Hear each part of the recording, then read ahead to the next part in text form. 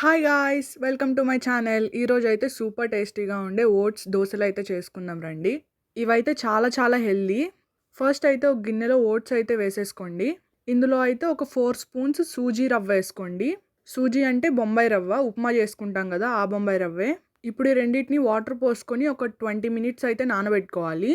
మీరు ఇంకా నా ఛానల్ని సబ్స్క్రైబ్ చేయకపోతే సబ్స్క్రైబ్ చేసుకోండి ప్లీజ్. 20 మినిట్స్ తర్వాత ఇలా మెత్తగా అవుతుంది. ఇప్పుడు దీని మొత్తాన్ని ఒక మిక్సర్ గ్రైండర్లో వేసేసుకుందాం. నానబెట్టుకునేటప్పుడు వాటర్ ఎక్కువ పోసుకోకండి.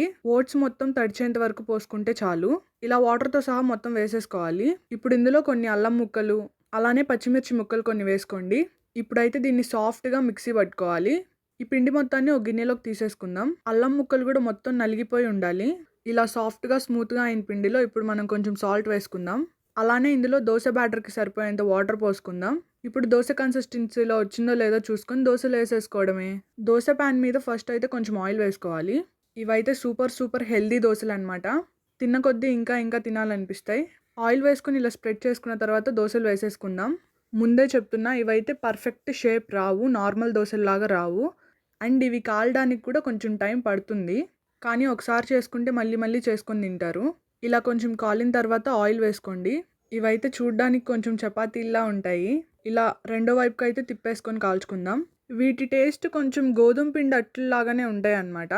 ఓట్స్ని గోధుమల నుంచే తయారు చేస్తారంట, మరి నాకు తెలీదు. ఇప్పుడైతే చూడండి, రెండో వైపు కూడా చక్కగా కాలింది.